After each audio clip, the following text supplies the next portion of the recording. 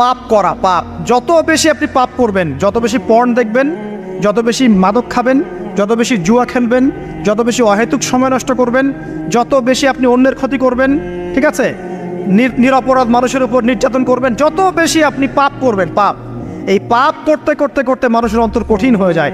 ইবনুল কাইয়্যিম রাহিমাহুল্লাহ বলেছেন যে পাপ করতে থাকলে মানুষের অন্তর কঠিন হয়ে যেতে থাকে, এবং ইস্তেগফার আর জিকির করলে গিয়ে মানুষের অন্তর আবার নরম হতে থাকে। পাপের উপর পাপ করতে থাকলে মানুষের অন্তর কঠিন হতে থাকে। এ বিষয়ে রাসূলুল্লাহ সাল্লাল্লাহু আলাইহি ওয়াসাল্লাম বলেছেন, যখন মানুষ একটা পাপ করে কলবের মধ্যে একটা কালো দাগ পড়ে যায়, যখন আরও একটা পাপ করে আরেকটা কালো দাগ পড়ে যায়, এইভাবে যখন পাপ করতেই থাকে তখন পুরো কলবটাই কালিমাপূর্ণ হয়ে যায়। এই অবস্থায় যদি সে তওবা করে আল্লাহ পাক মাফ করে দিবেন। যদি এই অবস্থায় তার মৃত্যু হয়ে যায়, তার আত্মাটা থেকে দুর্গন্ধ বের হতে থাকে, যে আত্মাটা কবজ করতে পর্যন্ত মালাকুল মউত মানে ঘৃণা পোষণ করেন।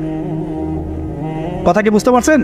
যখন অন্তর পাপ করতে করতে কলুষিত হয়ে যাবে, ওয়াকাদ খাবা মান দাসাহা, যখন পাপ করতে করতে অন্তর কলুষিত হয়ে যাবে, তখন আপনার এই মালাকুল মউত পর্যন্ত ওই আত্মাটাকে বের করার সময় ঘৃণা করবে, দুর্গন্ধযুক্ত। আল্লাহ পাক আমাদেরকে পাপ থেকে বাঁচিয়ে রাখুন, আমিন। এরকম কিছু কাজ আছে, বস্তুবাদিতা, শিরক, বেদাত, হারাম রিজিক, সারাদিন দুনিয়ার ফিকির নিয়ে থাকা, ঠিক আছে, অন্যের ক্ষতি করা, পাপ কন্টিনিউয়াসলি করতে থাকা, এবং দিন ছেড়ে দেওয়া, দিনের এলেম ছেড়ে দেওয়া, আল্লাহ পাকের আনুগত্য ছেড়ে দেওয়া, এই কাজগুলো করতে থাকলে মানুষের অন্তর কি হয়? কঠিন হয়ে যায়। এখন সলিউশন কি বলেন? 5 মিনিটে আমি সলিউশন বলছি, কেমন করে আপনি এটাকে নরম করবেন আর পরিশুদ্ধতা অর্জন করবেন এবং ওই পাখির মতো মুক্ত আকাশে উড়বেন। কিভাবে বলবো?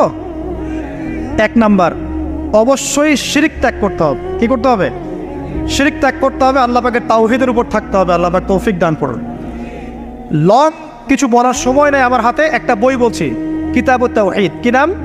কিতাবুত তাওহীদ। এই বইটা অনেক ভার্সন বাজারে বের হয়েছে, কিনে দেখবেন শিরক কত প্রকার, কি কি, তাওহীদ কাকে বলে, কত প্রকার, কি কি।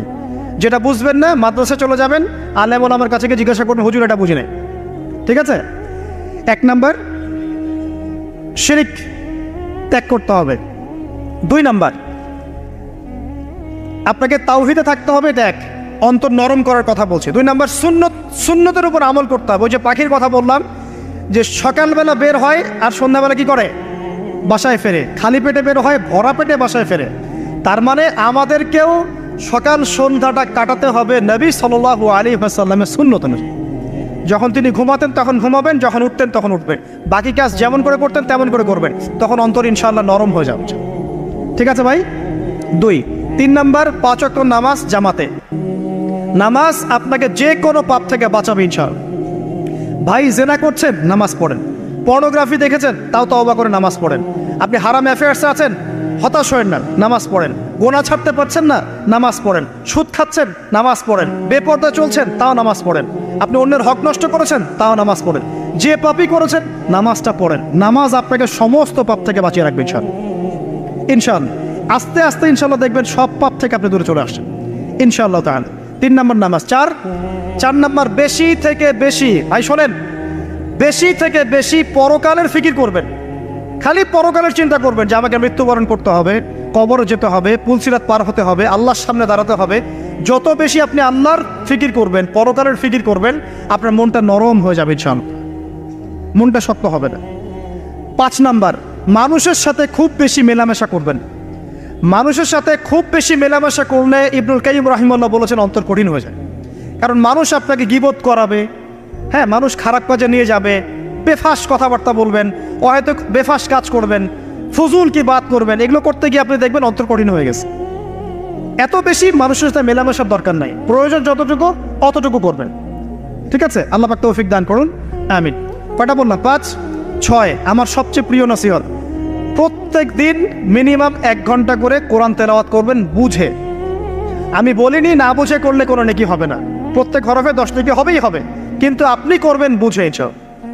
যখন বুঝে আপনি প্রত্যেক দিন 1 পারা করে বা 1 ঘন্টা করে কোরআন তেলাওয়াত করবেন, আপনার কলিজা, আপনার কলব নরম হতে বাধ্য, এবং আপনার অন্তরে আল্লাহ নূর নেমে আসবে ইনশাআল্লাহ। দেখবেন আপনার কলব থেকে সমস্ত এই যে পঙ্কিলতা, কলুষতা ইনশাআল্লাহ চলে যাবে ইনশাআল্লাহ তাআলা।